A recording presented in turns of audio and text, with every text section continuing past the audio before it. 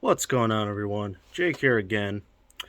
So, I wanted to share with you today a couple old jukeboxes I picked up over the last, it's been a few weeks ago now. I picked one up from a property and then ended up buying another one from a guy who said he bought it, and I think he said he bought it in 1994. So, he had owned it quite a long time. Um, let's go check them out.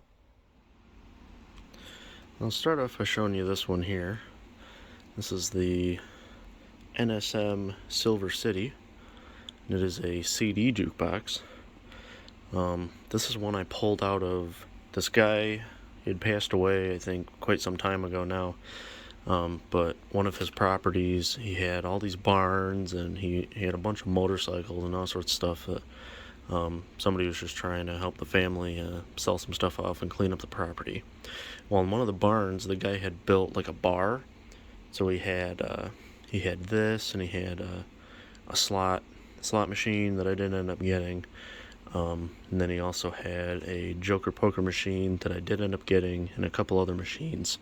The Joker poker machine I managed to clean up and get it all working. I sold it for a good amount of money, for way more than what I paid for everything altogether.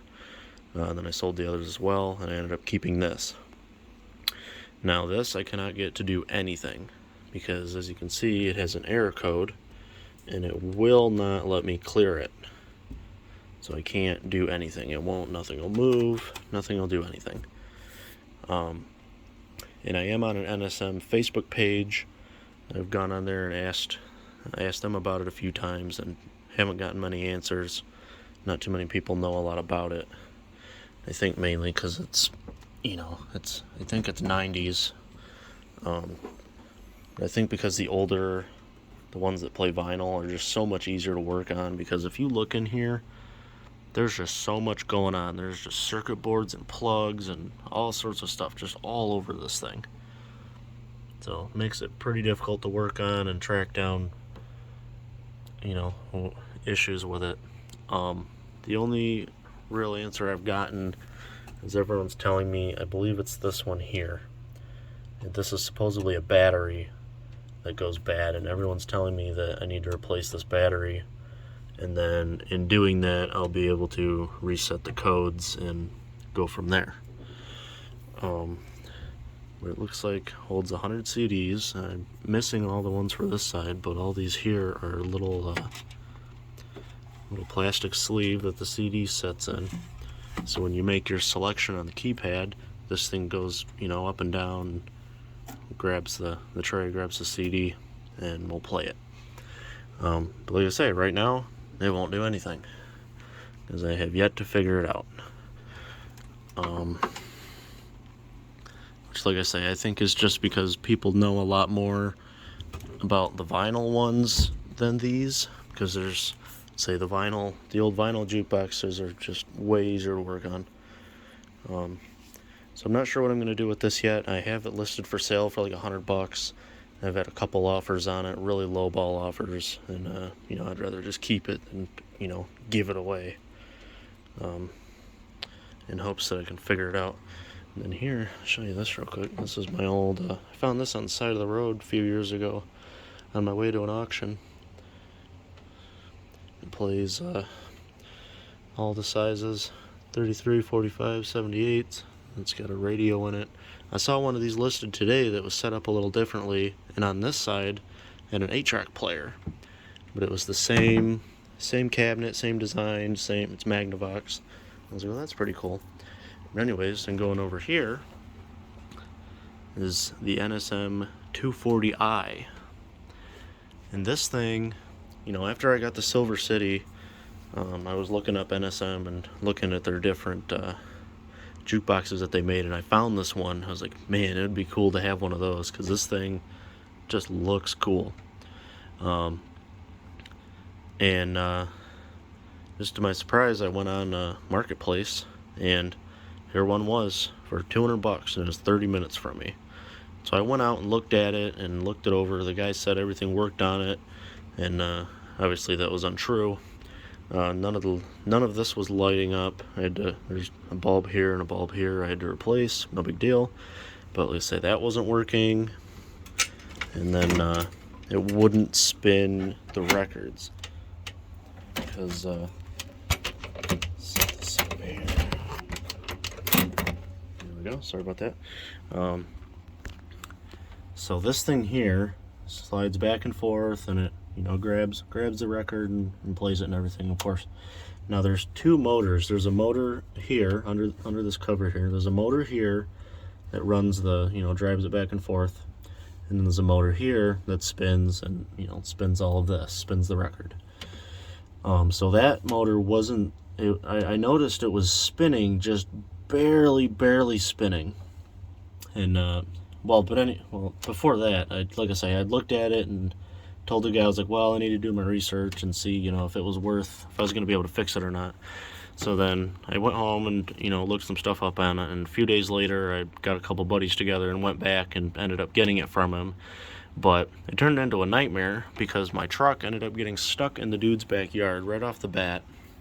And we had to wait on a tow truck for, I think we were there 2 or 3 hours.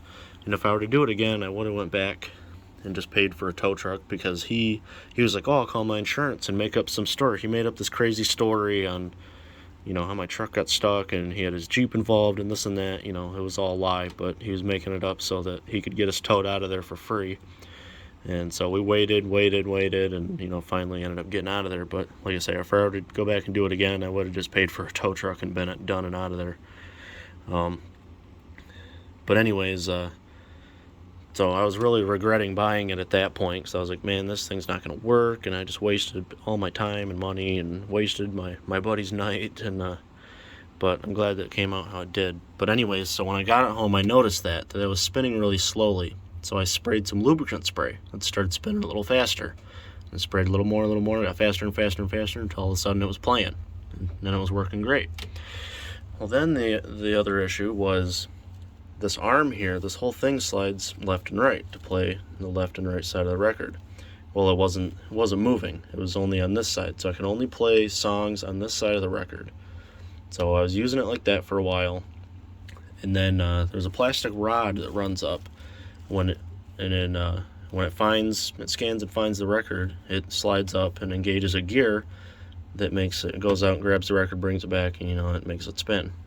Well, something had broke on there. I found out that wasn't doing that, so I had to manually hold it up for it to grab the record and put it back and all that.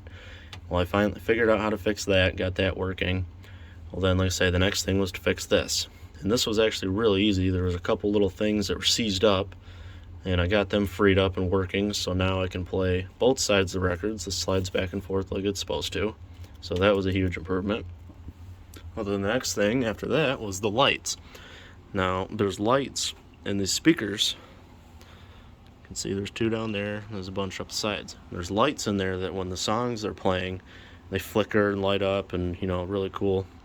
Well, they were barely working. While I was in here fixing something else, I noticed this board over here with all these 1, 2, 3. There's 3 little knobs there, and there's a little itty bitty one right there. And those control, as you can see here, they control the sensitivity in the lights. They're actually called it's called a light organ. But anyways, so I turned all those knobs all the way up, and now they light up really good, really nice. Close this down here and show you. So make your selection. I still got to figure this out too. This doesn't show correctly. If you wiggle the wires and stuff, it fixes it. But so it picked it up there. Turn the volume down. Everybody's heard about the bird. As you can see, I do have a short over here. If I smack on that, the lights will start working there. But for right now, they're. In some songs, they flash a lot more. Some of them just stay pretty much lit, but as you can see, pretty cool. I don't want to play this too long because of copyrights and things like that, but you see, it goes over there, put it back, and then it'll go back and forth. And what it's doing is it's scanning where it is. Because if you look up here, I won't show it to you right now. It'll stop right there in the middle. If you look here, this shows you where that carriage is currently at. So and you can watch it when you make your selection. You can watch the numbers. It'll go over and it'll find it and all that. So pretty neat. But yeah, that's it.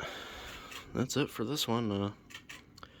Like I say, I'm glad. I'm happy with how it turned out, because like I say, I was really beating myself up about getting it, but it came out really good. So that's gonna be it for this one, guys. Let me know what you think. Let's say, if anyone knows anything about those Silver Cities, get a hold of me. I'd really like to fix it, but you know, it is what it is. Say I'm planning on this weekend going. I got a trip planned to go pick up some more. I'm going to pick up another 240i, and then I'm going to pick up this guy. I guess he said he bought a collection a few years ago of like 30 some jukeboxes. And he's just looking to get rid of what he's got left. So I'm going to pick up another 240i for either parts or fix this one as well. Then he's got a couple Seabergs, a couple Rose, and then what else? He has a Rockola. I'm supposed to be getting all of them from him, so I'm supposed to be getting like 6 jukeboxes from this guy for super cheap. And then along the way, I might stop and pick up another one from another guy. And then I've got another guy that's got another NSM that's down that way. I might try and pick that one up. So it might be gonna have a full trailer if I can make it all work. But anyways, yeah, let me know what you think, or smash that like button, and then say look out this weekend for. I'm definitely going to be doing a video on this crazy adventure. So hit that notification bell so you get it, and please subscribe. we are almost to 1,000 subscribers, which is like mind-boggling. I can't even believe that. I think we're at 927 or something like that. Like I say, hit that subscribe button. I would love to get through 1,000 subscribers. It'd be insane. But anyways, yeah, have a good one.